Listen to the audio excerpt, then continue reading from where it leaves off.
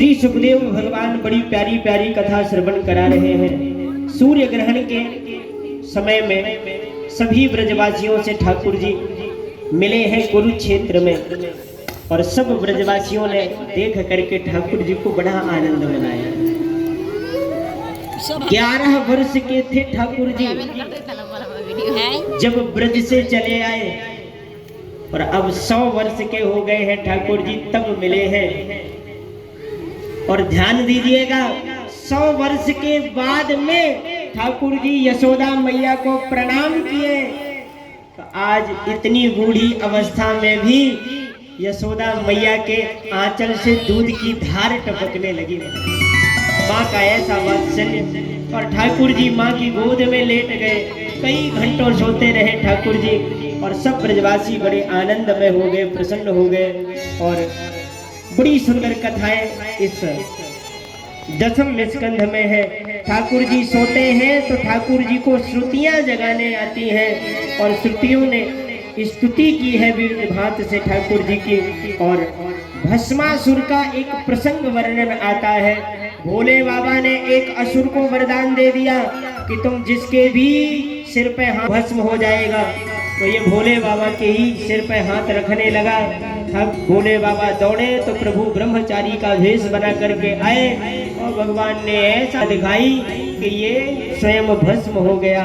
और भोले बाबा संतुष्ट हुए, आनंदित हुए। अनेक प्रकार की चर्चा है श्रीमद् भागवत महापुराण में, पर एक चर्चा जो बड़ी विशिष्ट है, मैं आपसे कह करके भागवत कथा का समापन करूंगा। भगवान ने अपने पिताजी से यज्ञ करवाया, और उस यज्ञ में पिताजी के द्वारा सुंदर यज्ञ करवाया। और उस यज्ञ में बड़े बड़े श्रेष्ठ महात्मा पहुंचे। श्री नारद जी पहुंचे, तो नारद जी के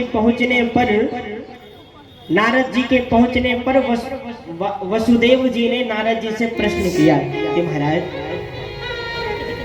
आपसे मैं कुछ चर्चा करना चाहता हूं, आप मेरे किन प्रश्नों का उत्तर प्रदान करें। और सुनिए, भागवत में ये चर्चा बहुत कम सुनने को मिलती है, इसलिए आप लोग ध्यान से सुनिएगा। बस 5-10 मिनट की चर्चा है, फिर हम विश्राम करेंगे भागवत जी का। वसुदेव जी ने कहा कि हे नारद जी महाराज, ब्रह्मन्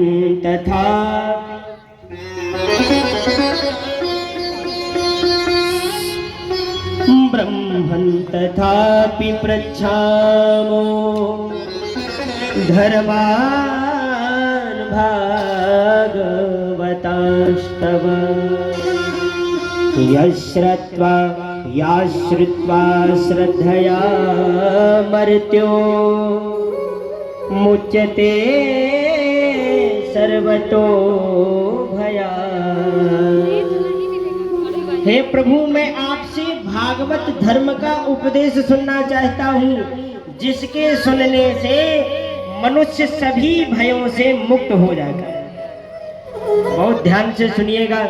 नारद जी ने कहा कि हम आपको बड़ा सुंदर प्रसंग सुना रहे हैं, जिसमें राजा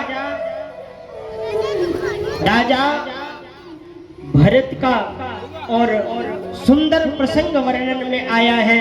तो आपको हम प्रसंग सुना रहे हैं। श्री विदेह राज जी से नव योगेश्वरों का जो सुंदर वर्णन है वो हम आपको सुना रहे हैं।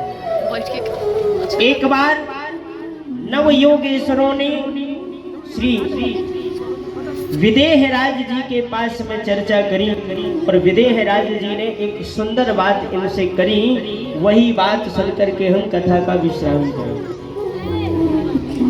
राजा विदेह राज जो आपकी जनकपुरी के राजा है, उन्होंने कितनी प्यारी बात कही। वो कहते हैं, भैया, दुर्लभो मानसो देहो देहिना क्षणभंगुरः तत्रापि दुर्लभं मन्ये वैकुंठ प्रिय दर्शनम्। महाराज, इस संसार में सबसे दुर्लभ वस्तु कौन है जानते हो आप? इस संसार में सबसे दुर्लभ वस्तु है मनुष्य का शरीर, मनुष्य का देह। मनुष्य बनना सबसे बड़ा दुर्लभ है। और फिर उसके बाद में दुर्लभ क्या है? क्योंकि मनुष्य शरीर भी क्षण भंगुर है, तो बोले सबसे बड़ा दुर्लभ है भगवान का दर्शन। भगवान का ही दर्शन नहीं, वैकुंठ प्रिय दर्शन। ठाकुर जी को जो प्रिय है या जिनके प्रिय ठाकुर जी है, भक्तों का दर्शन बड़ा दुर्लभ है। विदेहराज जी ने कहा आपका मुझे दर्शन हुआ है, आप मुझे भगवत धर्म का उपदेश करें। तो 9 योगेश्वरों में से एक योगेश्वर बोल पड़े और कहने लगे, जिनका नाम है कवि। और वो कवि कहते हैं कि राजन, भागवत धर्म सबसे बड़ा क्या है? आप सुन लीजिए। वो कहते हैं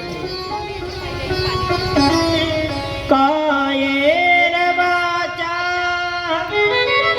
मन से इंद्रियैर् वा बुद्ध्यात्मना वानुकृत स्वभावा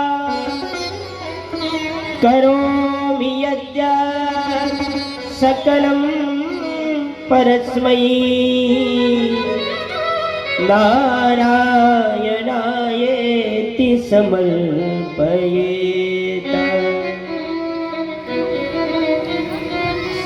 महाराज, जो भी आप अपने मन क्रम वचन से करो, उस सब को ठाकुर जी को अर्पण कर दो। हे प्रभु, हमने जो किया वो सब आपको अर्पण कर दिया हमने, हमको कुछ भी उसका फल नहीं चाहिए। ठाकुर जी के चरणों में अपने कर्मों को न्योछावर कर दो, अर्पण कर दो। दूसरी बात कितनी प्यारी ये कहते हैं, शृण्वन् सुभद्राणि रथांग पाणे, शृण्वन् सुभद्राणि रथांग पाणे।